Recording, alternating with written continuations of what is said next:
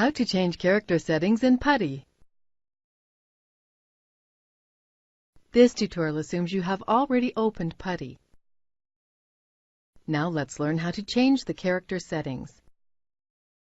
Click Translation.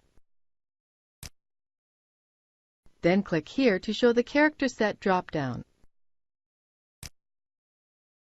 Now select the character set you'd like to use. Be sure your computer supports the character set. Click Session to save the new settings.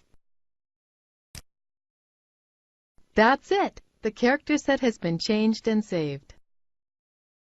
This is the end of the tutorial. You now know how to change the character settings in PuTTY.